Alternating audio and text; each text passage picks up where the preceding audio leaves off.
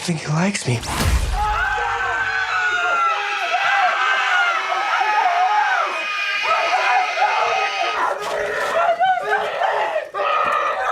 Now, ready, and 3, 2, 1, go!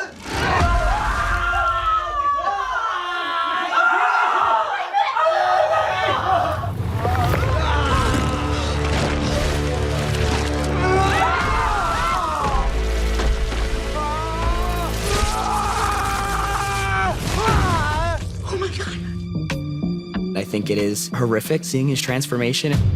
All of the grotesque things he has to go through to gather these powers.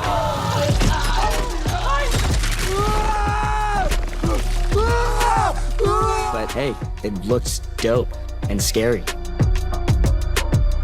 We wanted to lean into those supernatural and horror films from the 80s that goes from possession films to Cronenberg films to Carpenter films, and we wanted to do an homage of sorts. You see crazy transformations in films, but then you have a whole family standing right there watching it all, and it's just like, what is going on? And now! Scared the out of me. Are you okay? ¿Qué le pasa, Beto? Watch out, Melly. Watch out, watch out. Cabezón! Cabezón! Look at me. ¿Estás bien, mijo?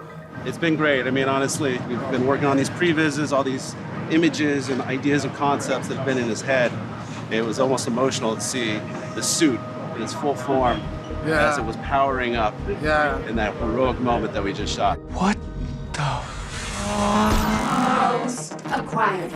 There's many theories about what the scarab is. My favorite is the scarab is a world-destroying weapon created by the Reach, one of the most ancient civilizations in the known cosmos. The scarab was sent to land in different planets, attached to one of its hosts, and dominating that host, exploiting the planet, and then obliterating the planet. There's a voice in my head. Hello, Jaime.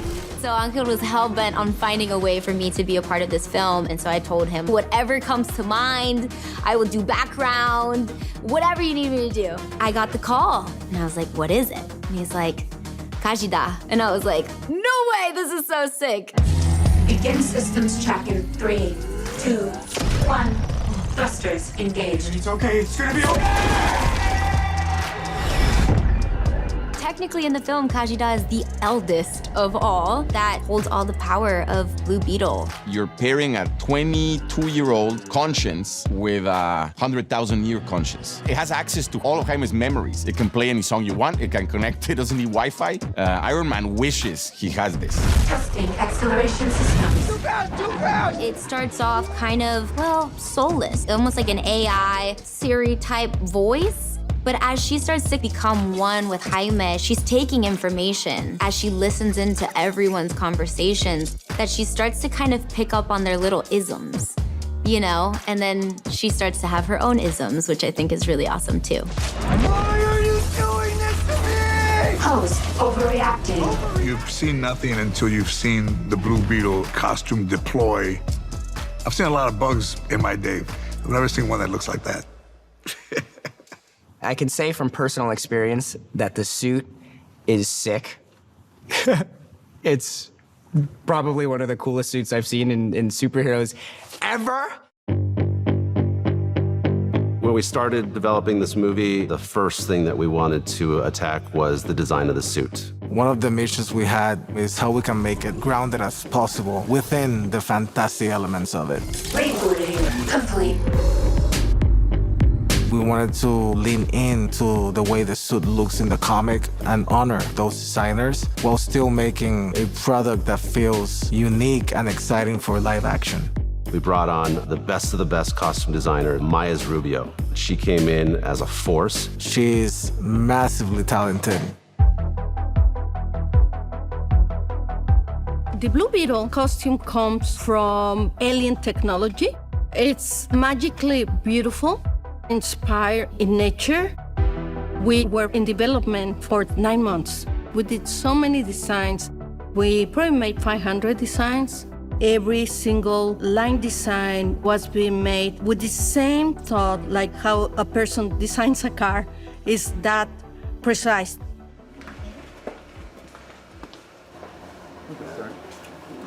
What's up, Sholo? Hey, what's going on, bro? I'm excited for today. Sholo, so excited to try on that suit for the first time. Immediately, he was Blue Beetle. It's feeling good right now. Okay, great. Oh my God. It looks powerful. Wow. Woo, backpack. Yeah. Heck yeah. I can't compare it to like any superhero suit I've seen before. It's sick. And it's so similar to the comic book. It takes like about 20 meters altogether because there's so many pieces to it. So this is the scarab. It's like a biotechnology and alien technology combined, if you can imagine that. So all these designs, we made it with intention, you know, with live material. I mean, it's living. It was a big collaboration, it is. We went to a wonderful place called Ironhead Studios, which is somebody I used a lot for building costumes. Maya is the brain of all this. We work with her on multiple projects. I'm always really proud of what we do together, and this is definitely no exception. Everything is custom from the top down, everything from the fabrics. Every piece of this is from latex, urethanes, it's all custom made to your body. The coolest part is seeing like all the detail that goes into not only like the hands, but the pattern. It almost looks like it's like a alien fingerprint pattern or... It's so savage. A lot of suits are CGI, and I mean, this one's just there. I've hugged him in that suit. It's not the comfiest hug. Even though I'm a superhero, I'm completely hopeless without my costume team. The whole suit is practical. I mean, there's digital enhancements because there's energy sources that come in from the suit, but having the suit there using the right light reflection and just the right body movements with Sholo, it just made different experience overall. Something that you would have never gotten in CG. I mean, the suit is pretty phenomenal. I think we should all just get one. I kind of like asked Sholo if I could borrow it, and he was like, no, it's fitted to me, I'm the chosen one. The whole team put their heads together for something really special, and the thing fits like a glove. Wait, is that my house? Testing re-entry systems. Wait, no!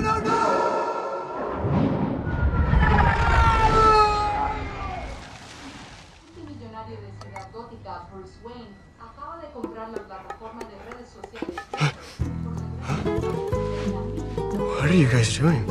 Ay, pobrecito. ¿Estás bien, mijo? It's alive.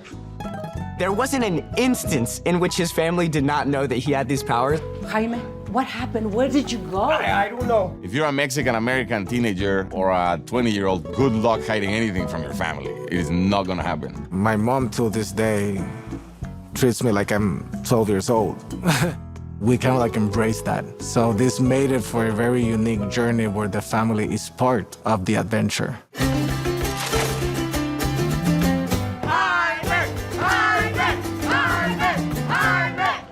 They don't get out much.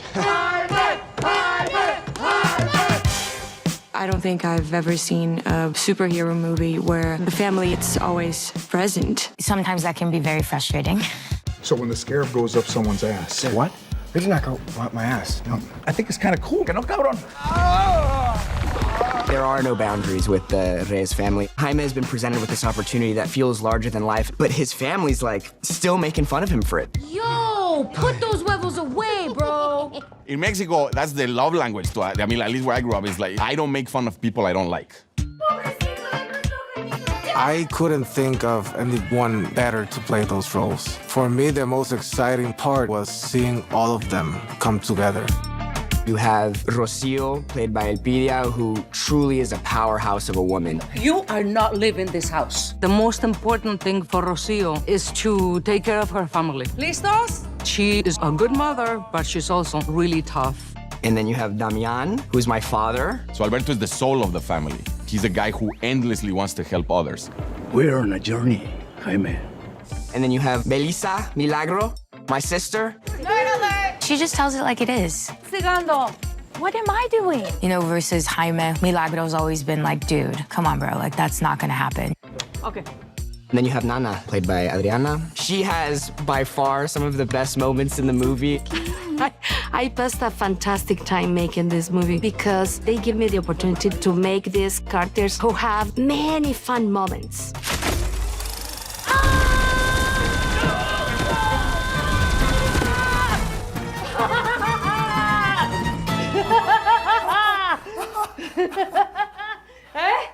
And finally, there's Rudy. George Lopez. Rudy is eclectic.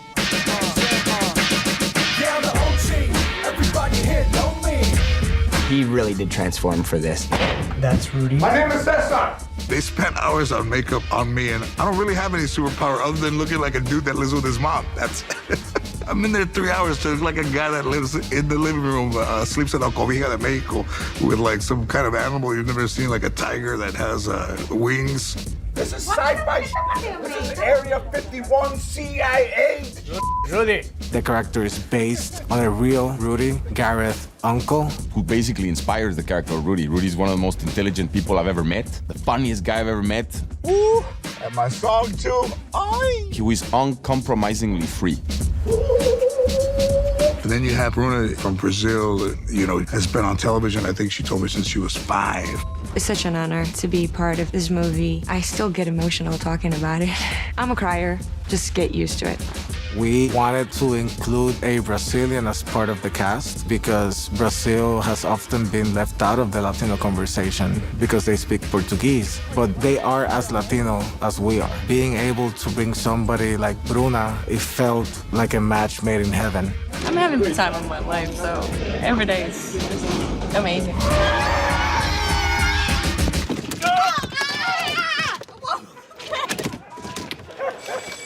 Hold on. Hey, let's tape this thing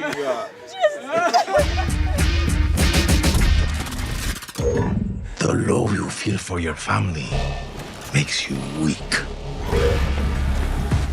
The villains of Blue Beetle, Victoria Cord and Carapax. These characters are amalgams of characters and villains that are in the Blue Beetle lore. Carapax particularly is a very, very deep throwback. Victoria Cord is this CEO villain of sorts who is after power and money. So join me to build a better future, a Cord future. With the Scarab, she's able to create weapons that are stronger than an army. This is my life's work. Victoria Cord. Who's the lady that plays? Just kidding, just kidding, just kidding. Played by Susan Sarandon.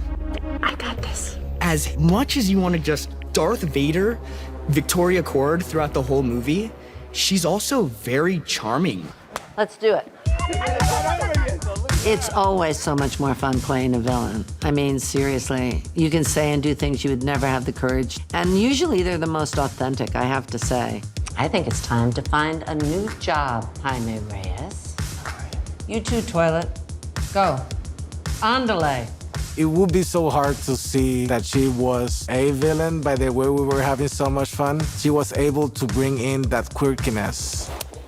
And the way she relates with Harvey and Raul, they became their own dysfunctional family. This is a project that just resonated with me. I've never been on a crew and cast where it's so celebrated to be authentically who you are, especially being Latine, going to Crafty, and there's conchas waiting for you at Crafty, which is like, you guys have conchas? The Scarab. Now. What is he doing here? He's not slowing down. Watch out, watch out! Carapax's body has been ravaged by Victoria Cord. You know, he's literally becoming a weapon. What the hell is that thing?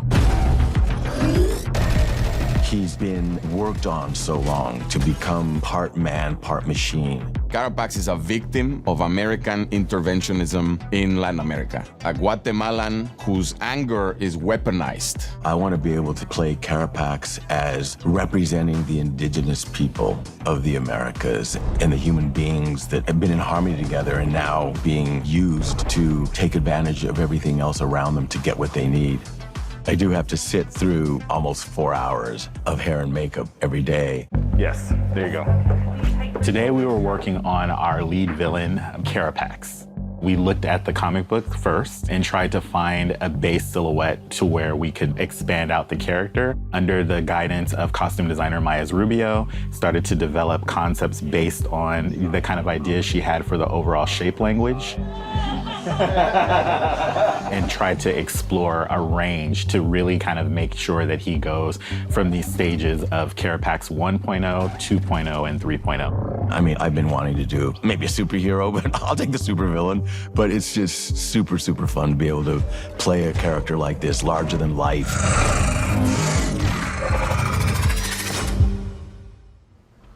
Okay. Yeah!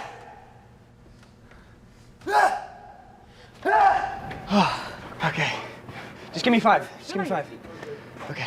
What did we just do today? Right now, we're here on the terrace at Cord Mansion, trying to get the suit to turn on, and we decide, screw it, let's just jump off the building. And it worked. Thank goodness, otherwise I wouldn't be here.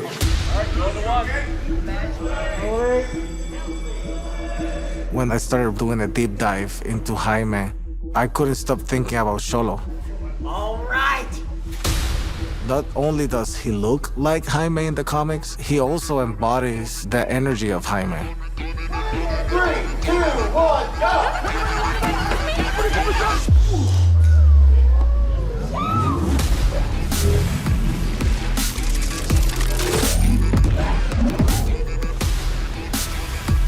I think everything about Jaime, that is Xolo. He is such a sweetheart, and he's so optimistic, just like Jaime. Hello. Everybody's familiar from his work from Cobra Kai, but to see him as Jaime Reyes, you know, he's grown up a little bit from that show. Even like hearing costumes after they fit him, they're like, who is this kid? And he walks in the door, and then they meet him and talk to him, and like, oh yeah, that's Jaime Reyes. That's correct. That's exactly who the character is. Angel, who likes to think he's like the smoothest guy ever, was like, do you want to be Blue Beetle?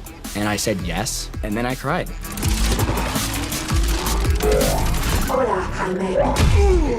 And then they said, get your ass in the gym, flaquito. Last 3, 2, and he's been crushing it. You know, the goal has always been to add some size and maintain athleticism. We had finished a leg day and I realized, oh shoot, I'm gonna have to throw up. But I swallowed it and I was like, hell yeah, I'm a king. Fitness ain't got nothing on me. And 3, 2, 1, action!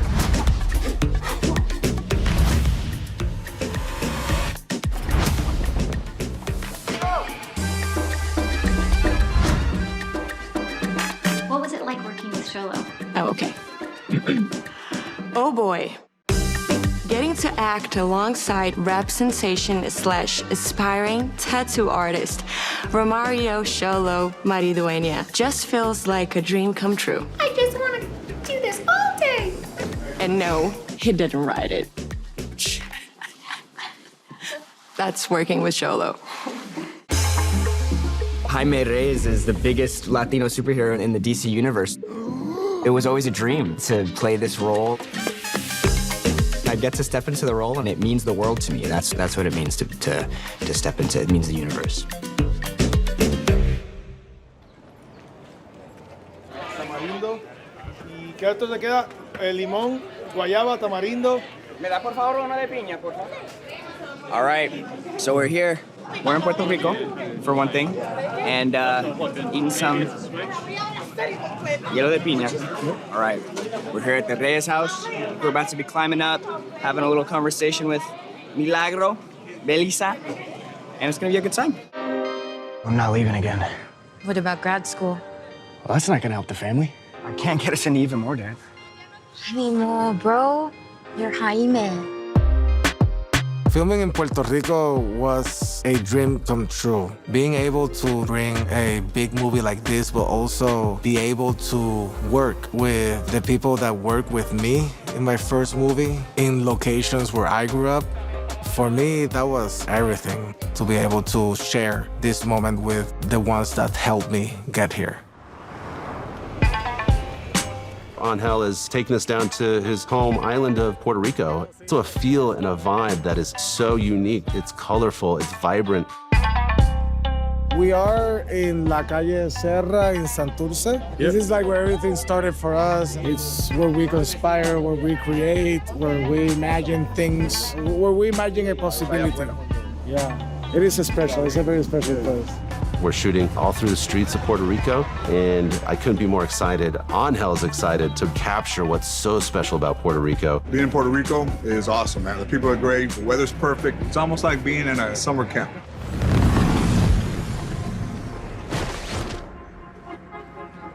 Look at where we are. El Moro. We were able to shoot in a 500-year-old fortress in Puerto Rico. A movie of this scale has never been done before there. I was honored to be able to use it as a backdrop. Action! Let's go! Let's go! Espérame, I just ate!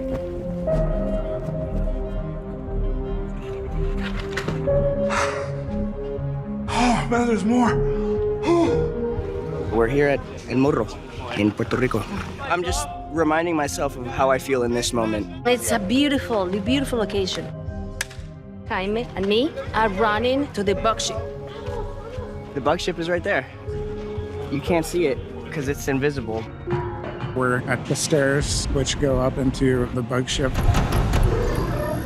The concept for this vehicle was synthwave with a little bit of like a goofy sense of humor. So as you can see, we kind of ran pretty hard with that. All right, we're gonna enable axes. Today we shot on the bug ship. I did get motion sickness, but it was so worth it.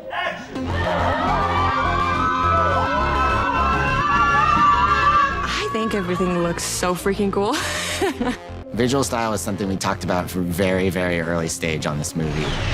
We had this sort of synthwave vibe driven by color. I mean, the film's called Blue Beetle. It just wants to be something that's bright and fun. For the visual style of Blue Beetle, we base it off the way a lot of our cities and barrios look like, and also a little bit of that 80s nostalgia. Most of the references we took were from real-life environments, whether it is the streets of Santurce, the downtown of Miami, the streets of Mexico City, just embracing the warmth of the culture and the communities around. The bug layer is all about Ted Cord. There was so much detail in it. We were going with like 70s, 80s. The technology, we wanted to give him a workout area because he was a boxer in the comics, a place where he was building models and designing electronics and TVs that he was working on to use in the bug ship. We had Easter eggs. No way. Wow! El escarabajo azul.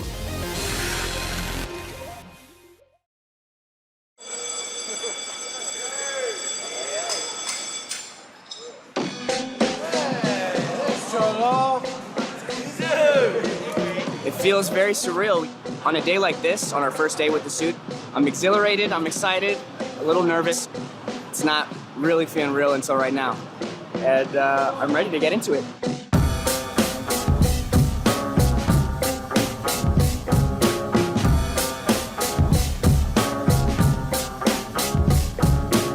Now, slowly pivot clockwise. Boom! This was during our camera tests for the suit. We were very, very excited. This was right before we started. It got us on the right energy. Being able to see Cholo feel comfortable and enjoying himself. Honestly, this was the day that we felt, okay, this is gonna work.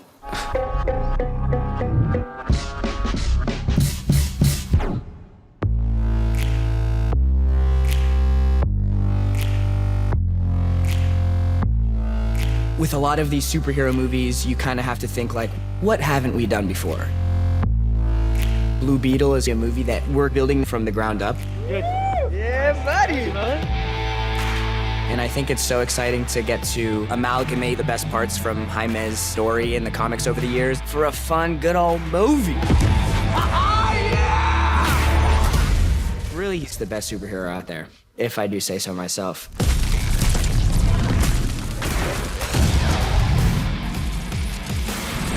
Go, all right, guys, we go. First position. Good energy, guys. Let's start off with a bang. Things up. Everybody's been working hard. We started at an 11. Hopefully, this sets the tone. Oh, we're ready to go. Boom. And action! Welcome to the set of Video. Come on in. Let's go. The fact that we're creating the first representation of Blue Beetle out in the world is very unique. I never thought this story was going to be told, but I'm so happy because we've been waiting for it. That's on me, Rudy! I would hate to have not been involved in this project. I've never seen anything like it. Hell yeah, we're doing this thing. Let's party. Blue Beetle started when I got a call from these studios. They were like, well, we have this story about Blue Beetle. Are you interested? I'm like, well, I like the character of Blue Beetle. I like the character of Jaime Reyes. And I thought that it was interesting to do something focused on a kid that looks like me, that speaks like me, that comes from a family very close to mine. I've been a really big DC Comics fan for a long time, and I'd gone through so many characters looking for something that felt fresh and new, something that felt a little different. Blue Beetle stood out. I tried telling him. Jaime Reyes and his character stood out because of his family, the humor, and I just felt like it was exciting for the superhero genre. Our story really relates back to the comics in a lot of ways, but also does some new things that people haven't seen before. Okay, let's do this. After hearing the pitch that Garrett had written, I felt like I had the opportunity of telling an origin story that, based on my experiences, could connect with a broader audience. Angel really was able to take this story and bring it to a next level. And Garrett, our writer, the story truly comes from a place of authenticity. I come from a family where storytelling is very important. My grandmother, Carmelita, she was amazing at telling stories. Everybody in my family is amazing at telling stories, and that became a currency. The way I grew up, it's basically the Mexican way of telling stories, smashed with the way Americans told stories. And I think that 100% informed Blue Beetle. It makes sense. One thing that's very special about this Blue Beetle is that it's the third iteration of the Blue Beetle superhero. What makes Blue Beetle a little bit different than other superheroes is that Blue Beetle has changed a lot over time. The scarab. Someone had it before you. All right, you want to dance, huh? Give me a sword. Blue Beetle really becomes a reflection of time, of an American psyche. So Blue Beetle started in 1939 as Dan Garrett. And Dan Garrett was an archaeologist who discovers this magic scarab in this Egyptian ruin. Dan Garrett was looking through this pharaoh's tomb and the scarab attached to him. Dan Garrett really reflects what people thought was cool back then. The world was becoming smaller. We were unearthing things. As these things came back, there was this fascination with them. And Dan Garrett and magic were a big part of that fascination. So then eventually, Dan Garrett gives way to a new character who's called Ted Kord. Ted Kord was the Blue Beetle? What the hell was Blue Beetle? Ted Kord reflects another American identity that is more suited for its time. A billionaire, this is like Reagan era, everything is extreme. Ted Kord is a very funny guy. Like Superman, but just not as good. Like Jaime says in the movie, Batman, but with ADHD. How come all this stuff, it doesn't look Less ridiculous? He was never able to harness the powers of the scarab, so instead he made his own gizmos and gadgets to emulate that of the scarab. What's interesting and beautiful about those comics with Ted Kord is that's the first time they start to really imprint a sense of humor. It really was in those Ted Kord comics that I discovered a great possibility for a tone for the movie. And then later on, this guy, Jaime Reyes, shows up. The graduate is here. Hi. Nice to meet you. Our Blue Beetle is a Latino teenager called Jaime Reyes. We're basing it off Jaime Reyes' origin story out of the 2006 comics. He's a guy who represents everything that's amazing about Mexico and everything that's amazing about America. If Ted Kord was America in the 80s, Jaime Reyes is America today. Something that I admire so much about Jaime is that he's so selfless. You know, he's not like Superman where everything's perfect and he's the man's man. He's coming into his adulthood and sometimes it goes well and sometimes he falls on his face. How did you get it to do that? I don't know.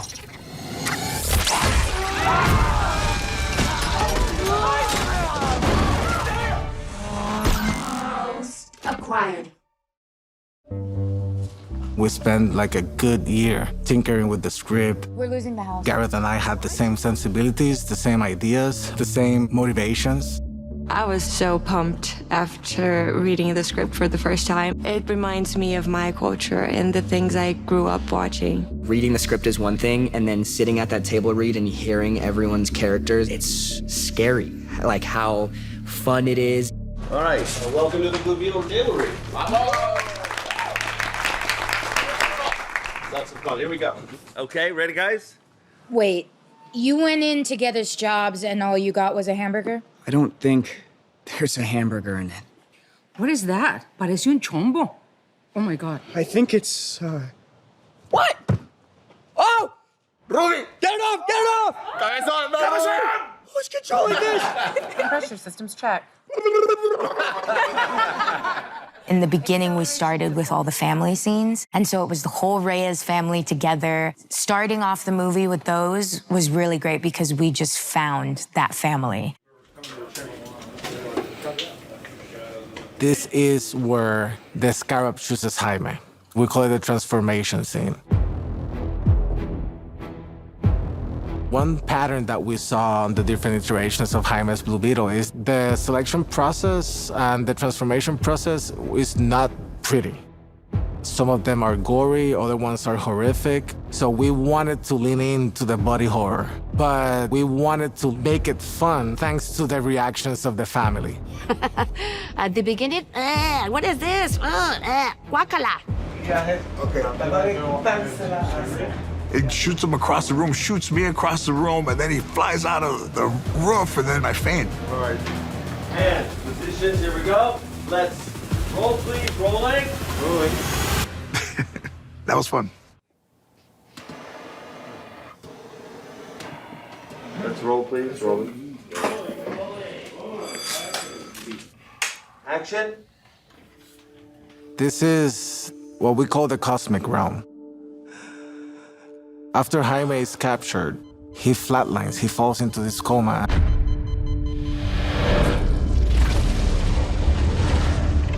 He goes through this construct in his brain that has this mix of home nostalgia and cosmic elements. Dad, what's going on? Hey, todo va a estar bien. This is where he realizes what he needs to hear in order to become a superhero, to take that final leap of faith and become one with the Scarab. I'm so proud of you. This is your purpose.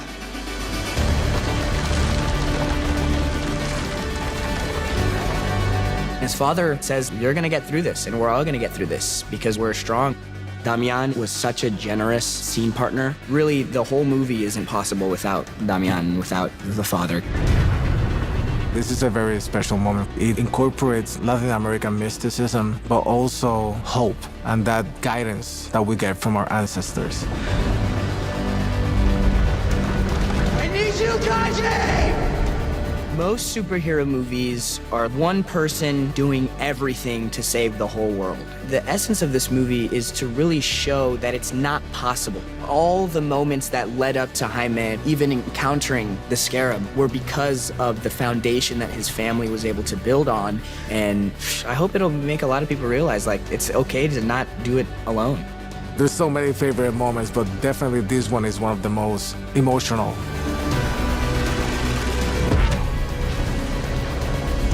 Go, go, go! Okay. Ready and now! Okay, let's go. Yeah. The cosmic plane sequence, it's probably one of my favorite of the whole movie. All right, guys, come on. Let's go. Activate! 3, don't move. But seconds after that moment, Jaime has to get it together, and he does. Ready, Kaji? Vamos a partirles la madre. third act. Starts with Milagro pinned down by 10 Black Ops, and then Blue Beetle shows up behind. This is what they call the old boy sequence because he just mows down through the guys. I think we had 33 wire gags all in one fight. 3, 2, 1, action!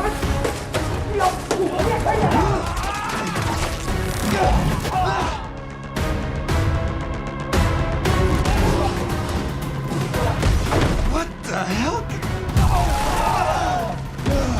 Thanks, Kaji. De nada. Watch out! Omac incoming, Jaime. Action!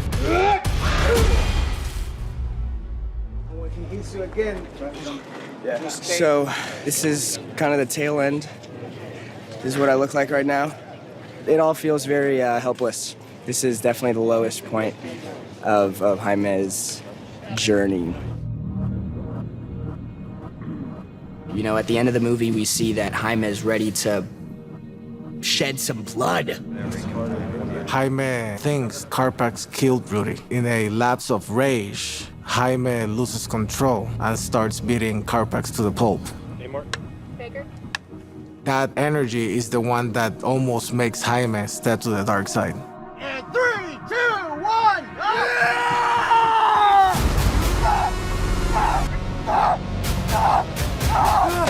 Jaime, you're losing control. At the beginning of the movie, Kaji's instinct is always to solve problems by eliminating them. Eliminating threat. Stop! I'm not a killer! Jaime's instinct starts out very clearly like no killing. By the end, he's angry, like any of us would be. But Kaji actually steps in, having learned from Jaime. Kaji is really able to say like, yo, that's not us. We're not killers, Jaime. You have this power, but you gotta stay true to who you are too. For me, that was very special because Jaime had all the right to feel this way. But what does that say about our hero? That compassion is what sets him apart. That's what makes me strong.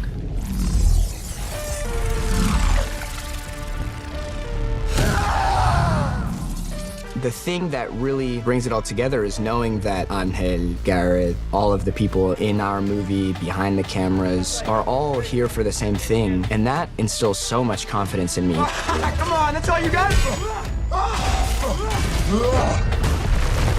Being a DC Universe writer is something that the 11-year-old me in Querétaro would have never believed. To me, it's a really incredible privilege. Jaime is the future. Yes, it's a superhero, but everything around him, it's just so human and alive and so powerful. In the end, the superpower is love and the family. We need to see families that fight together for their survival. Hundreds and hundreds of people on this film each brought their unique visions and their passion for this character that made it what it is. And to me, that's what I'm the most proud of. Knowing that Jaime exists and kids like me can actually aspire and dress up to and finally have a costume they can embrace and cheer for, it's one of those things that is very exciting. I'm super grateful for it. And this is just, you know, hopefully the beginning of a bunch of other characters to come out of Manmana City. Who knows? They don't tell me. Thank you so much! Yes! Love it.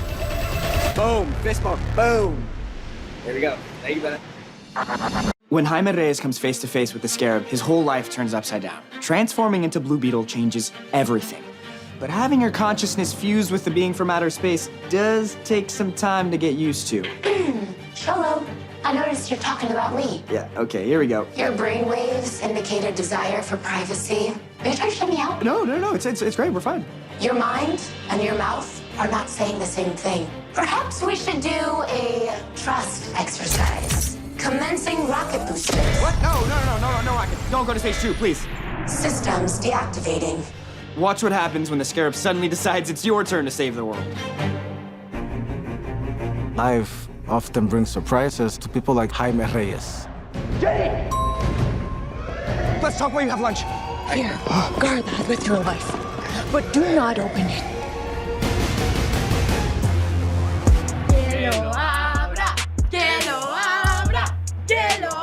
Okay, we'll do one look, okay?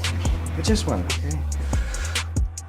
Jaime opens the burger box and we see the scarab and we're making fun of it, which is what families do. And then this device comes out, the world's biggest tick. Okay, you guys are the ones that want to see it. And it's so similar to the comic book. They really did a good job of bringing that comic book just straight off the page. And one pattern that we saw on the different iterations of Jaime's Blue Beetle is that the transformation process is not pretty. This alien piece of biotechnology creating this suit is in some ways kind of gross. It's not just some clean thing that just shows up. Minute 1 of Jaime becoming Blue Beetle, the family's there. Not only are they aware, but they're intimately involved in figuring out how to get him out of it. And we wanted to be able to make it fun thanks to the reactions of the family. Is that the new Tamagotchi? What the hell? And we're like, what the hell? You know, it shoots him across the room, shoots me across the room. You see crazy transformations in films all the time, but then you have a whole family standing right there watching it all, and it's just like, what is going on?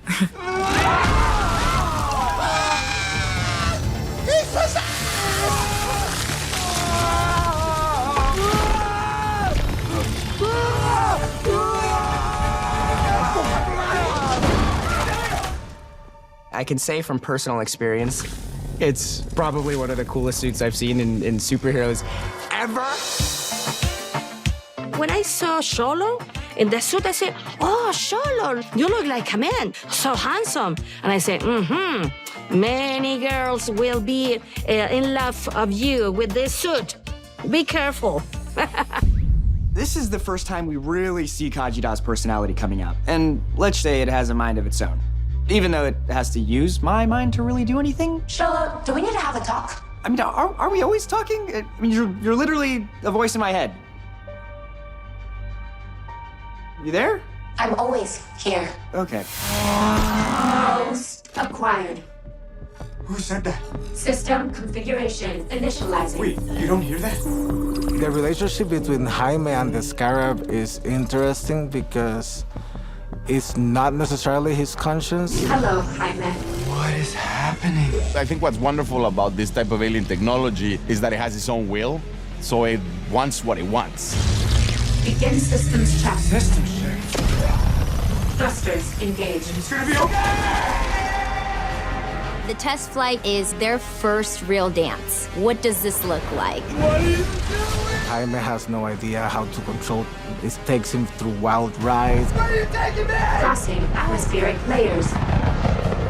Have fun with this transformation sequence that eventually evolves into this flight sequence.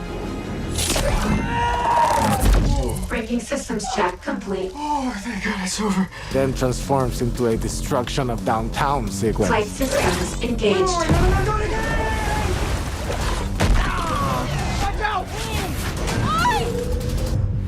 For Kajida, it's like, let me show you what I can do. Oh, actually, let me show you what you can do. Watch out! Watch out! Pull up! Pull up!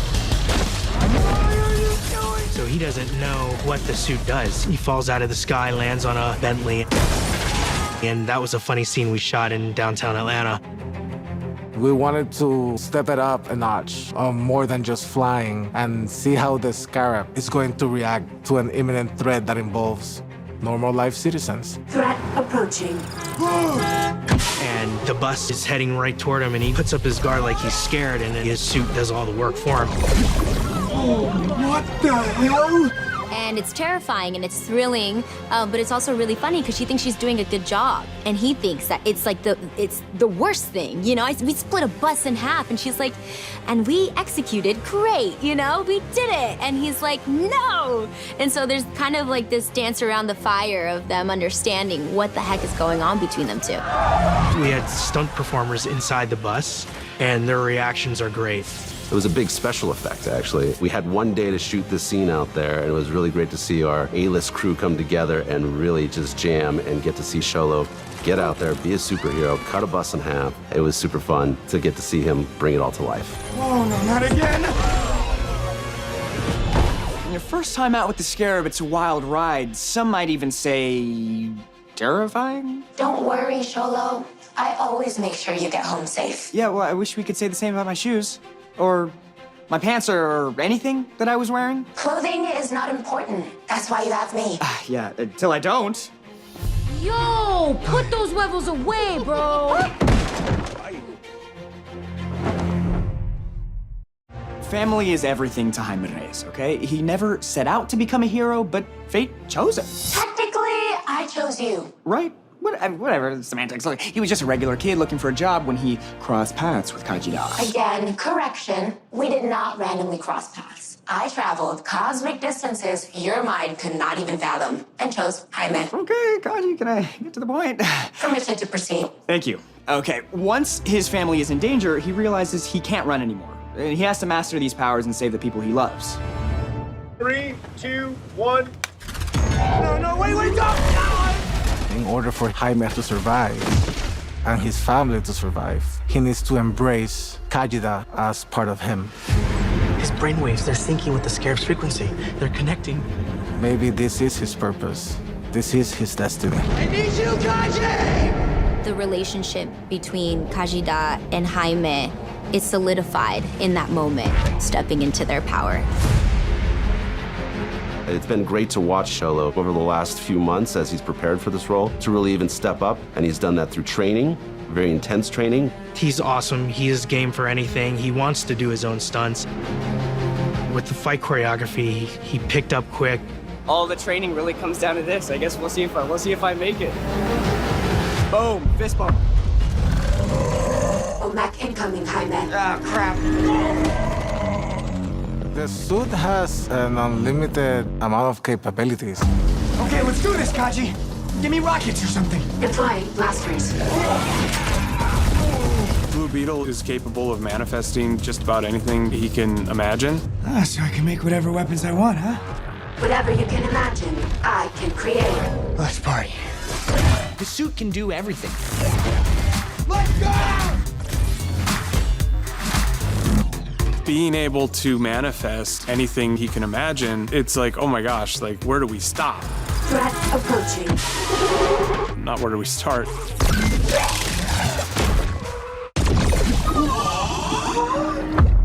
If I could create any weapons I want, I would tap into my child fantasies when we were kids, role-playing in the backyard. It is fun because Angel thinks of it in terms of Jaime in his early 20s. What would somebody who's been playing video games and reading comic books, what would they come up with?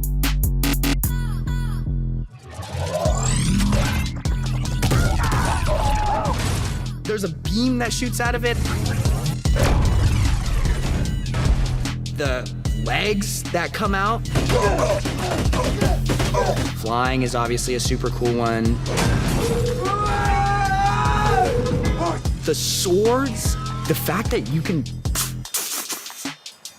So cool. The whole team put their heads together for something really special, and the thing fits like a glove. Wait, is that my house? Testing re-entry systems. Wait, no!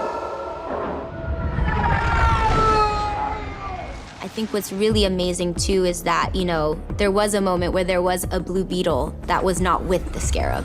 My dad was never able to unlock the Scarab, so instead, he built his own tech to fight as Blue Beetle. And I think what's really amazing is that with all the technology, in the final fight scene with the family, everybody has a piece of Blue Beetle, which to me represents that we can all be our own superhero. ¿Listos? ¡Listos!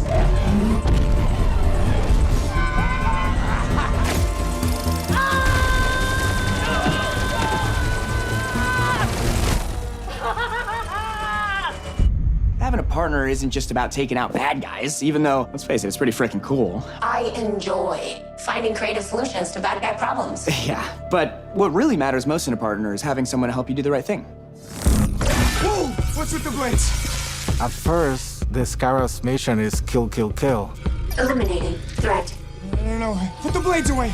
Would you like to use a different weapon? No, I mean, we don't have to kill him. Eliminating threat.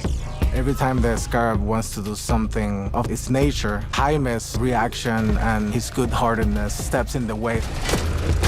I have an arsenal at my disposal. No weapons! But through connection to Jaime, who is a good kid, the scarab also goes through a transformation that involves a little bit more empathy. No!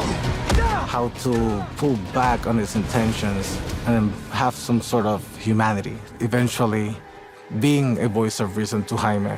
Recommend to disengage.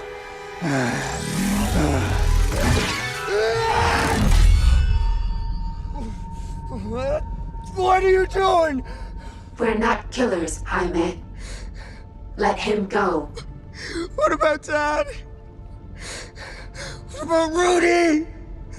Carapax is a character who's basically just forgotten his origins, forgotten where he comes from. And interestingly enough, it's being exposed to the scarab that has sort of reignited his central nervous system. It's also reignited the memories of where he came from, what was taken from him, what was destroyed.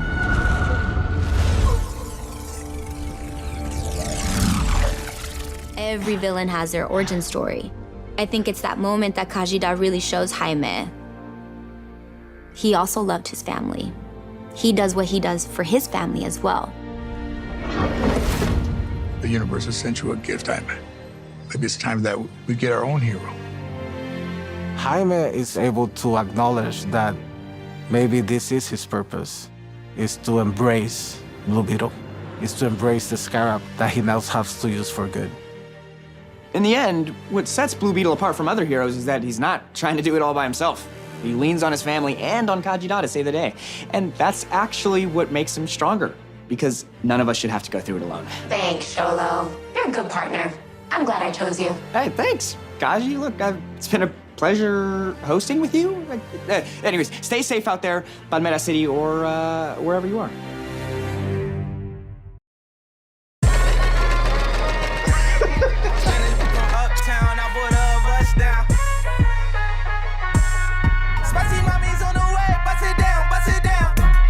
Blue Beetle shows how intergenerational a superhero story can be, because you have characters like Nana, played by Adriana. I am the Nana of Blue Beetle. Nana is probably my favorite character. She has some of the best moments in the movie. Hay muchas cosas que tú no sabes de tu Nana. I had the privilege of working with the amazing Adriana Barraza in this movie. Hola, how are you? I'm here. She plays the character of Nana, who is Jaime's grandma. Nana. Me encanta. Estoy tan orgulloso de mi chamaco. I think everybody has an inner child. And my child heart, when I was here, I say, wow, like in the movies. Oh, yes. Wait a minute, I'm in a movie. Oh, yes. My father went to live to Yuma, Arizona, and he remarried into a Mexican-American family. Ay, pobrecito. I got to be a part of that family, and I got the good fortune of meeting the man, Rudy, who basically inspires the character of Rudy.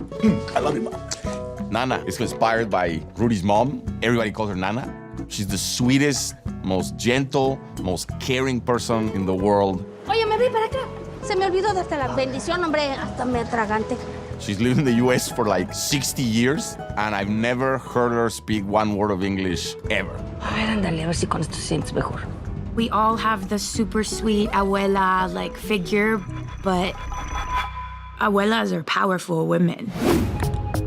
At the beginning of the movie, Nana is so regular and beloved nanny who really like dancing and sing.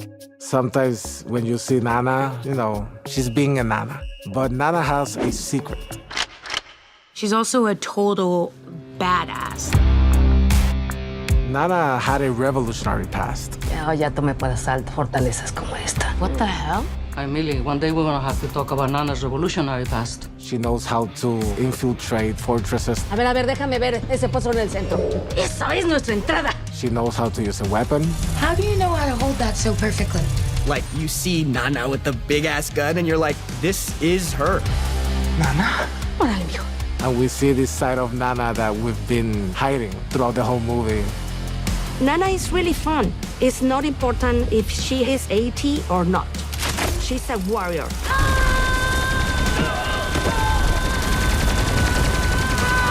¡Abajo los imperialistas!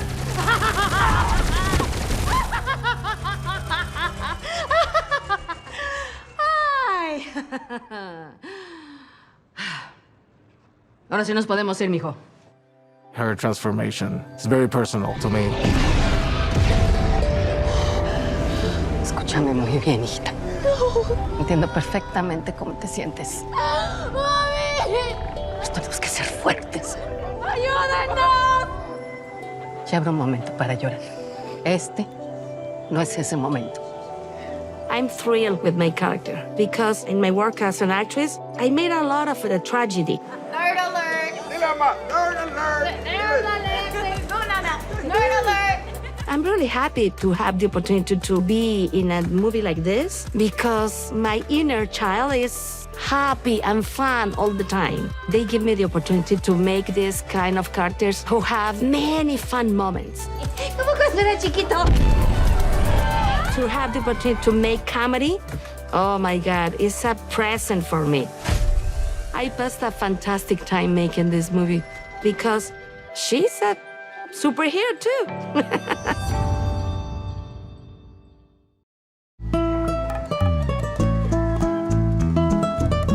Doing the Reyes home was very fun. As a wonderful expression, I think, of what it is to grow up in a Latino home. The Reyes house is really like the heart of the film. There's so many little things in there that are so authentic. In the early 80s, my grandma, she had all these things in the house. I was able to go back and think about growing up. Oftentimes in Hispanic culture, you need places to put things, but you don't have a curio set or a cabinet or something. So oftentimes they'll just start cutting into the walls, and then they'll use the 2x4s to help frame the walls to put some shelves in, and then voila, you've got a shelf unit. And visiting my grandparents and my abuelas, they had the Virgen de Guadalupe. That's not just a picture, it's like a shrine. So I was able to bring a lot of these things in that surrounded me in my youth. Blue Beetle, it's a movie that centers around a Mexican-American character in an unabashedly Latin-American movie. That's what makes it different. It's every detail. It's in every fiber, in every shot, in every character, in every costume, and in the people making it. I never been in a movie who talk about Latin people as this movie. Angel put the values of Latin and Mexican people. Not only that, for a good people, for the minority. We're often shown as gangsters or narcos. It's never so much about our values and what makes us special. It's such an important thing to see yourself represented on screen, behind the camera as well. You know, someone who looks like you, someone whose family kind of is like your family, sounds like your family, eats the same food as your family. Seeing that portrayed in a positive light is so immense and so powerful. To see people like me with hopes and dreams, with a loving family that cares, and eventually becoming superheroes of our own story, it's very special. Nobody can tell our stories better than ourselves. I mean, just the idea to begin with. And I have to speak as a Latina. Ángel Manuel está haciendo una historia y una revolución en la cinematografía. Una revolución verdadera, en todos los sentidos. En la forma como está dirigiendo, en la historia que está haciendo, en el grupo de gente que estamos aquí juntos y el tipo de historia. You know, is it always the right time? No. Was there a better time? Maybe, but the time's now. So the Blue Beetle is, it's pretty amazing.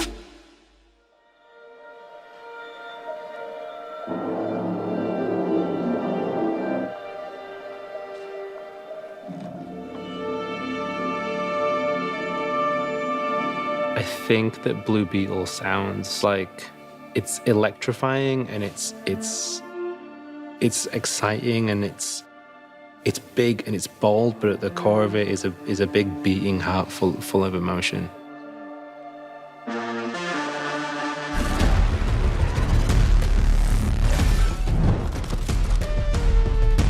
Angel had a very specific vision for this film, and I think that we work really well because you communicate emotionally, and you know, I think we're both very empathetic people, and so when it got to actually working, you know, it's just really fun journey of getting to the emotions.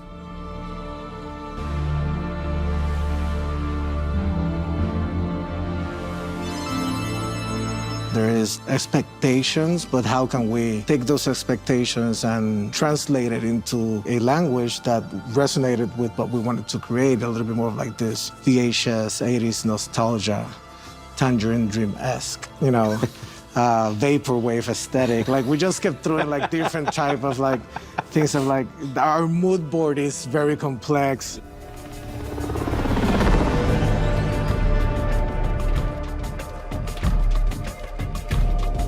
Some of it's kind of techno, you know, like there's a lot of like pulling from like dance music and electronic music kind of production techniques, and then, you know, there's very traditional orchestra stuff on top.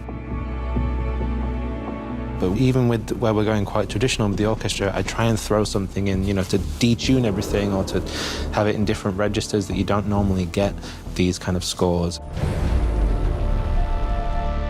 You know, there's a ton of modular synths and custom kind of vaporwave-esque, big glassy synths.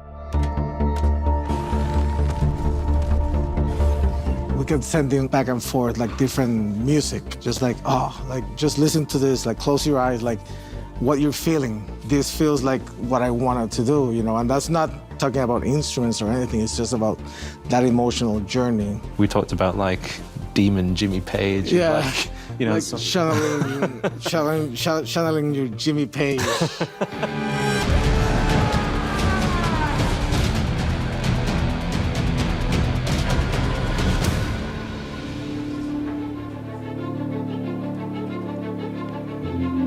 The main theme for Jaime was really exciting. You know, Angel and I spent a good deal of time talking about Jaime and his journey and the family and what that means. You know, I had a very kind of subtle string and drum thing going, and then on top of that, you just have this ba-na-na. It's like it's a big synth that I made, and I put it through like 5 different distortion pedals to make it huge. You almost want to feel like it's bursting out of him.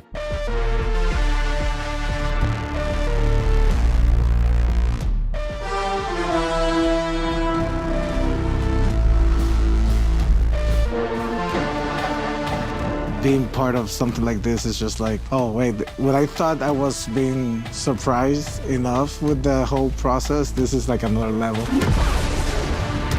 It's such a rich world and the characters are so well developed that I'm like a kid in a sweet shop. You know, that's really magic.